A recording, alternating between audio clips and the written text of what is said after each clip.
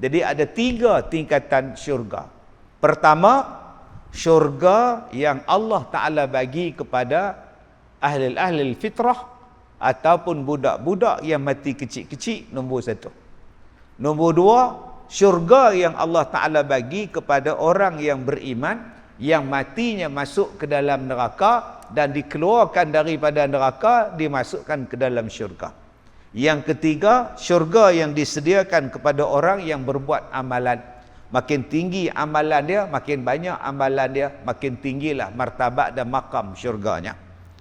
Maka tiada daripada suatu amalan ada baginya syurga dan jatuh berlebih-lebihan itu antara tuan-tuannya dengan sekira-kira kemahuan hal mereka itu. Kenapa adanya syurga? Yang ini tingkatan A, B, C, D. Kenapa? Sebab manusia ini pun amalan dia ada tingkatan-tingkatan dia. Macam kita tadi lah sembahyang, ada orang lepas sembahyang, lepas sembahyang dia bangkit terus. Ada yang tak bangkit, dia zikir. Ada yang berdoa. Habis-habis berdoa dia balik. Ada pula habis berdoa dia bangun sembahyang sunat. Lepas sembahyang sunat dia pun balik. Ada lepas sembahyang sunat dia main mengaji pula. Dia duduk ustaz dengar orang baca kitab. Duduk 10 minit boring dengan ustaz ni, dia pun balik. Ada pula dia dengar sampai habis. Elok-elok nak habis, isteri panggil pula, balik ustaz. Ada yang tunggu sampai Isyak. Habis sembahyang Isyak dia balik. Ada yang tunggu lepas Isyak, dia berzikir, dia sembahyang lepas sembahyang baru dia balik. Adakah sama orang yang hak mula-mula balik dengan hak last balik? Tak sama. Ada yang baca Quran nak cepat habis. Ada yang baca Quran dia faham makna. Ada yang baca Quran dia dengan tertil. Ada yang faham Quran, ada yang baca Quran dan ada yang mengamalkan Quran. Tak sama dengan sekadar yang baca. Lagi tak sama dengan hak tengok saja. Lagi tak sama dengan hak langsung tak baca. Mana boleh sama kan? Ada hak sedekah RM1, tu pun koyak berpegang dengan plastik main sambung, pun sedekah kat masjid. Ada hak sedekah RM1, takkan sama dengan RM1 koyak 2 tu. Tak sama, tak ada.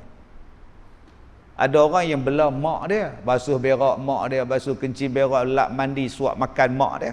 Ada yang main tengok mak dia seminggu sekali je. Ada hak setahun sekali tengok mak dia, sibuk duk jaga laki. Adakah sama pahala mereka? Jawapan dia tak sama. Dengan sebab tak sama amalan tu, syurga pun tak sama. Baik, sebab tu dia kata, maka sifat syurga itu semacam mana kehendak engkau mengetahui akan dia. Dan mengetahuikan barang yang disediakan di dalam segala nikmat boleh engkau baca di dalam Quran. Macam mana sifat syurga tu? Macam mana sifat ahli syurga tu? Bacalah dalam Quran. Juzuk 30, juzuk 29, juzuk 28, 27, kebanyakannya menceritakan tentang syurga, neraka, syurga, neraka, syurga, neraka. Dan sifat-sifat ahli syurga, sifat ahli neraka, dia duduk pada 5 juzuk yang terakhir di dalam Quran.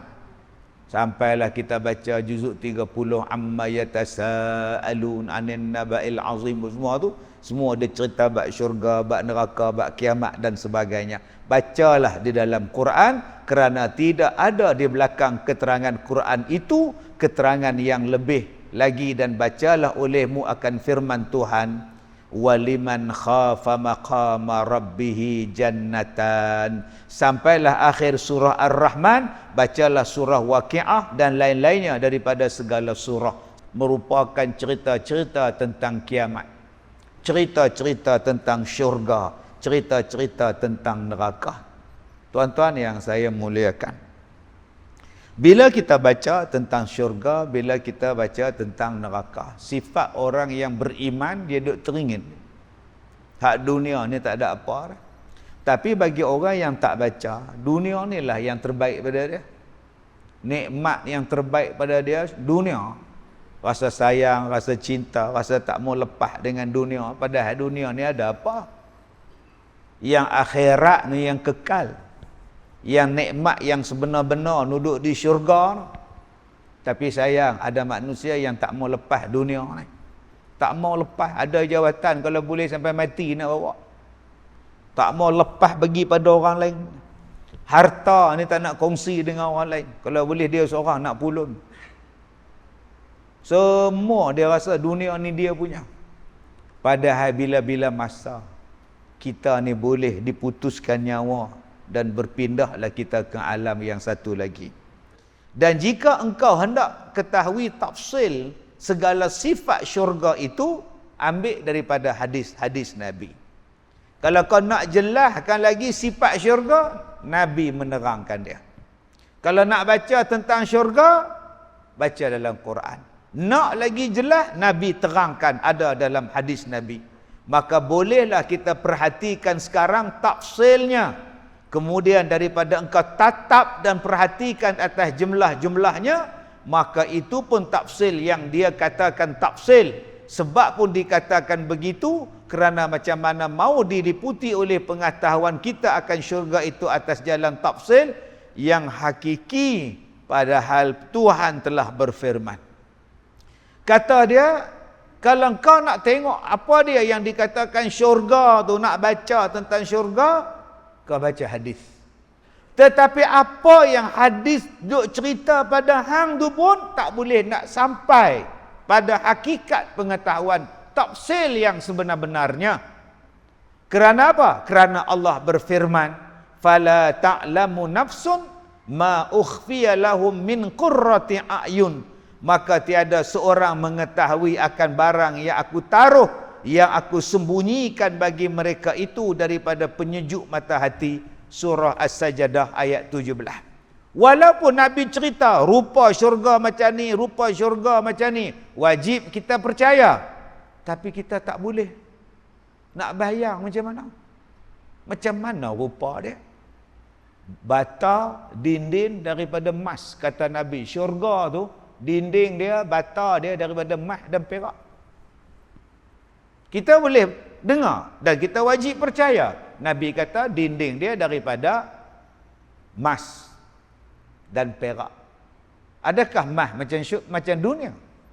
Adakah perak macam dunia punya? Tak. Habis itu macam mana Ustaz? Yang tu yang tak sampai kepada pengetahuan kita tu.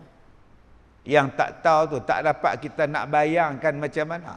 Yang wajib kita percaya dinding dia daripada emas, dinding dia daripada perak. Adakah emas 916, 999 atau emas Zulian? Dia tak sama dengan dunia punya emas. Kalau tak sama dengan dunia punya emas, Ustaz, macam mana Ustaz? Wallahu a'lam. Yang kita tahu dia emas.